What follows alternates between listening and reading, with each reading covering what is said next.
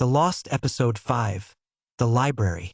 It was a rainy Saturday afternoon when Gumball and Darwin decided to visit the Elmore Public Library to work on their school project about local history. The old brick building had always seemed welcoming, with its tall windows and ivy-covered walls. But today, something felt different from the moment they stepped through the heavy wooden doors. The library was unusually quiet, even for a library. The usual sounds of pages turning, keyboards clicking, and whispered conversations were completely absent. The only sound was the soft patter of rain against the windows and the occasional creak of old wooden shelves. Mrs. Henderson, the elderly librarian, was nowhere to be seen at the front desk. Her reading glasses lay abandoned next to an open book, as if she had simply vanished mid-sentence. The checkout computer screen flickered with an error message that read, "Overdue. Return immediately." Gumball and Darwin made their way to the history section, their footsteps echoing unnaturally loud in the empty space. The shelves stretched impossibly high, much higher than they remembered, disappearing into shadows above. Books lined every inch of the towering shelves, but something was wrong with them. As they got closer, they noticed that many of the books had no titles on their spines. Others had titles that seemed to shift and change when they weren't looking directly at them. The History of Tomorrow read one spine, which became The Future of Yesterday when Darwin blinked. They pulled a book from the shelf titled The Chronicles of Elmore, hoping it would help with their project. But when Gumball opened it, the pages were completely blank. He flipped through page after page of nothing but white paper, until suddenly, words began to appear on the page as if written by an invisible hand. "Welcome to the Eternal Library." The words wrote themselves, "where all stories come to rest, and all readers become part of the collection." Darwin grabbed another book, this one titled The Amazing World of Gumball, Season 1. Inside, they found detailed descriptions of their own lives, their own adventures, written as if they were fictional characters. But the stories were wrong, twisted versions of their memories with dark endings they didn't remember living. The lights in the library began to dim, one section at a time, starting from the far end and moving toward them like a wave of darkness. In the growing shadows, they could see figures moving between the shelves, other visitors who had come to the library and never left. These shadow figures moved with jerky, unnatural motions, carrying books that seemed to glow with an eerie light. As they got closer, Gumball and Darwin could see that the figures' faces were blank, like unwritten pages, with only dark holes where their eyes should be. "Shoo!" whispered one of the shadow figures as it glided past them. "This is a library. No talking aloud. Ever." The boys tried to head back toward the exit, but the library had changed.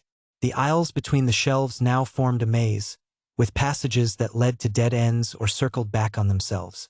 The exit door was nowhere to be found, replaced by more and more shelves filled with impossible books.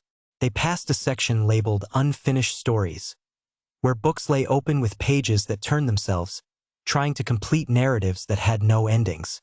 Another section was marked Forbidden Knowledge, where books were chained shut and whispered secrets when they walked by. In the children's section, they found picture books that moved on their own, with illustrations that showed the same story over and over. Children entering a library and never leaving, becoming part of the collection. Their stories added to the endless shelves. The shadow librarian appeared before them, a tall figure in a cardigan that seemed to be made of book pages. Her face was a blank page with words that appeared and disappeared. "Silence. Overdue. Late fees apply. Your stories are incomplete," the shadow librarian said in a voice like rustling paper. "You must stay until your tales are properly cataloged. Every adventure, every joke, every moment of your lives must be recorded and filed away." Behind her, more shadow figures emerged from between the shelves, all carrying ledgers and stamps. They were the other visitors who had come to the library over the years, students, researchers, children looking for adventure stories. Now they were all librarians in the Eternal Collection. The shelves began to close in around them, books flying off the shelves and opening themselves, trying to capture their words, their thoughts, their very essence to add to the library's collection. The pages fluttered around them like paper birds, each one hungry for their story. Gumball and Darwin found themselves in the center of the library, where a massive desk sat surrounded by card catalogs that stretched up into the darkness. The desk was covered with checkout cards, all bearing their names, all marked overdue in red ink. Every story must have an ending, the shadow librarian intoned, raising a stamp that glowed with dark energy. And your ending is here, in the eternal library, where all tales come to rest. The stamp came down toward them, ready to mark them as permanent additions to the collection.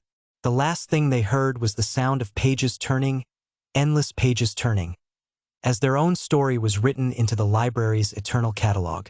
And then silence.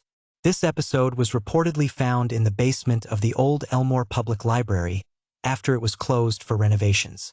Workers discovered a single VHS tape hidden behind a loose brick in the wall, along with checkout cards bearing the names of children who had visited the library decades ago and were never seen again. Those who have watched this episode report feeling uneasy in libraries and bookstores. Some claim to hear the sound of pages turning when they're alone with books, and others say they've seen their own names written in books they've never read. Remember, every story must have an ending, and some endings are written in libraries that never